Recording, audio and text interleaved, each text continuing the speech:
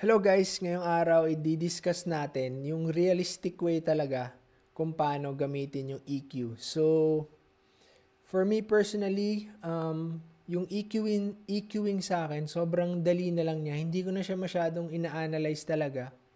Since meron na akong fix na moves na ginagawa dun sa plugin na ginagamit ko. And mga konting tweaks na lang yung ginagawa ko. Magdidepende na lang siya sa type of song na ginagawa mo as of the moment. Pero most likely, same moves lang yung ginagawa mo. Mag-iiba lang dun sa mga frequencies na binuboost mo or binabawasan.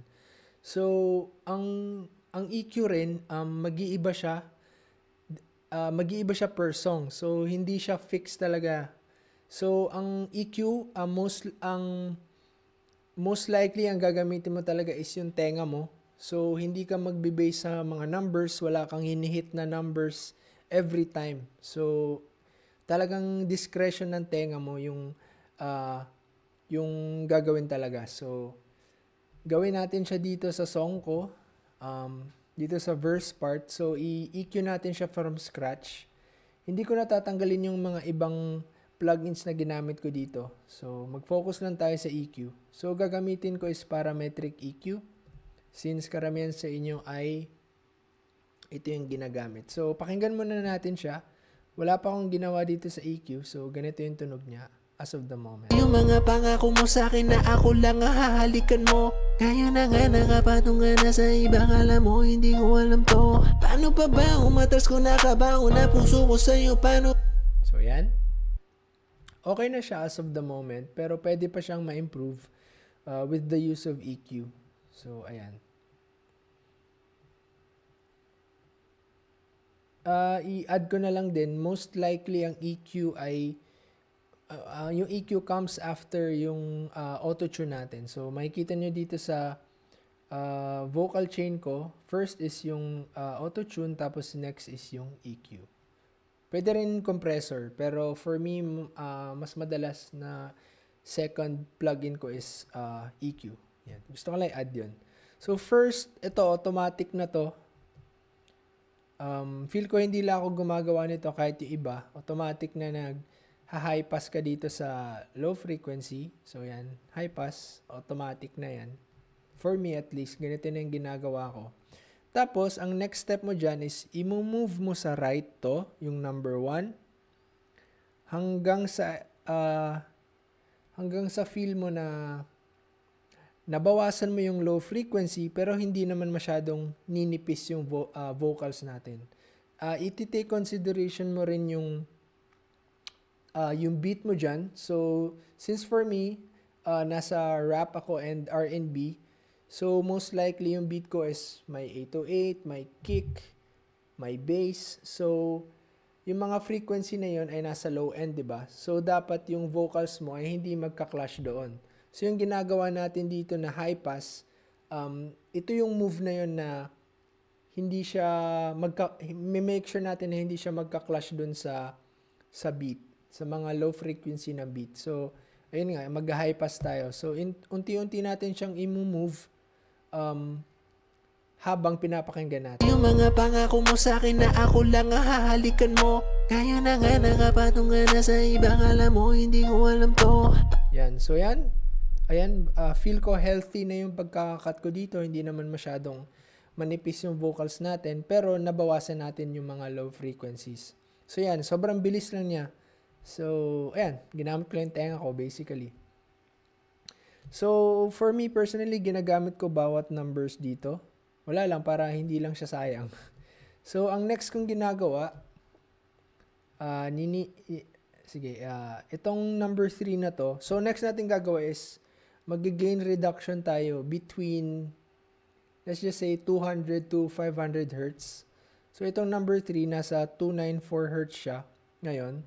So, unti-unti lang natin siyang ibababa hanggang sa ma-feel natin na nabawasan pa rin yung babawasan pa rin natin yung mga low end frequency, pero hindi masyado. So, ayan. Nipasan lang natin yung curve dito. So, ibaba natin to. Yan. Long press. click and then pull down. Yan. Tapos pakinggan ulit natin, tapos unti-unti natin ibaba. Yung mga pangako mo sa akin na ako lang ang hahalikan mo. Ngayon na nga nakapatungan na sa ibang alam mo, hindi ko alam to. Paano pa ba umatras ko? Ayan na. Nahanap ko na agad siya. So, next, itong number 4. Yung mga pangako mo sa akin na ako lang ang hahalikan mo.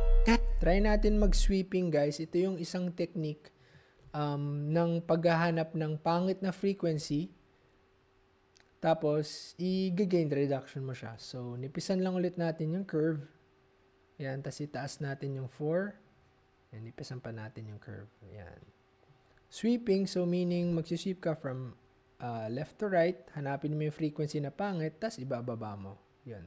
So, sige, gawin natin. Yung mga pangako mo sa akin na ako lang ang hahalikan mo. Ngayon na nga nakapatungan na sa ibang alam mo, hindi ko alam to. Paano pa ba umatras ko nakabaw?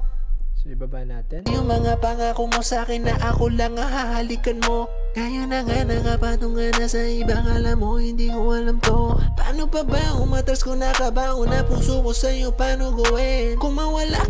Tapos, hindi ako bumababa sa negative 2 dB ng reduction para hindi naman masyadong mawala yung character ng vocals natin. May kita mo dito sa upper left kung ilang dB na yung na-reduce mo. So, ayan. Next is number 5. Mag-sweeping ulit tayo. Yan, taas natin. Tapos nipisan natin yung curve. Yung mga pangako mo sa akin na ako lang ang hahalikan mo. Hanap ko na medyo harsh siya sa tenga. So, ibababa natin while listening to the vocals. Yung mga pangako mo sa akin na ako lang ang hahalikan mo. Ngayon na nga nakapatungan na sa ibang alam mo, hindi ko alam to. Tapos itong number 6, guys, pwedeng hindi masyadong manipis yung curve mo. So, discretion mo na to kung magbo-boost ka ba or mag-gain reduction. So, pakinggan mo lang siya. Yung mga pangako mo sa akin na ako lang ang hahalikan mo. Ngayon na nga nakapatungan na sa ibang alam mo, hindi ko alam to. Paano pa ba umatras ko nakabaw na puso ko sa'yo, paano gawin kung mawala ka na lang ng kusa kung hindi mo ako kaya na mahalin? So, maganda siya sa tenga pag binoost natin. So, ayan. Umatras ka na lang. So, more on feeling lang talaga. Yung mga pangako mo sa akin. Yung last natin yung 7. Ito most likely, tinataas talaga to. Most of the time. Yan. Para mag-cut through siya sa mix, yung vocals natin. So, ayan. Yung mga pangako mo sa akin na ako lang ang hahalikan mo. Ngayon na nga nakapatungan na sa ibang alam mo, hindi ko alam to. Paano pa ba umatras ko nakabaw na puso ko sa'yo, paano gawin kung mawala ka na lang ng kusa kung hindi mo ako kaya na mahalin? Kaya umatras ka na lang baby kung hindi mo ka. Ayan na. Tapos na yung EQ natin. So, more on feeling lang talaga siya and using your ears. Wala kang eksaktong hinihit na numbers. Tsaka mag-iiba-iba yan per song. So, basically yan yung pinaka-rule dyan sa EQing, guys. Ito yung pinakamadaling example kung paano mag-EQ. So, first, high pass. Tapos, i-move mo lang siya to the right hanggang sa hindi naman siya masyadong ninipis yung vocals natin. Tsaka mag-give space ka dun sa mga frequency ng beat mo na naglalaro sa low end. So, yung mga 808 kick, mga bass, ayan. Tapos, itong mga to, ginawa natin yung sweeping. So, naganap tayo ng frequency na pangit, tapos binaba natin. Tapos, hindi tayo lalagpas sa negative 2 dB. Pero kung sa akin lang yun personally, hindi ako lumalagpas sa negative 2 dB. So, itong number 6 na to, wala, na-feel ko lang siya na i-boost. Since maganda naman siya, so binoost ko siya. Tapos itong number 7, most likely nagbo-boost talaga ako dyan. So ayan, make sure lang din na hindi ka masyadong tumaas na masyado na masakit sa tenga yung mga letter S, yung mga sibilants. So ayan lang. So for me, yung EQ is more on feeling talaga siya and using your ears.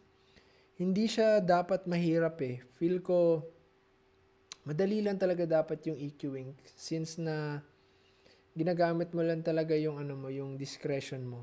So ayun na guys, ayun yung tutorial ko sa EQing. And sana may natutunan kayo guys at sana nadalian na kayo kung paano gamitin yung EQ talaga. So ayun lang guys, maraming salamat sa panonood and see you in the next tutorial. Peace!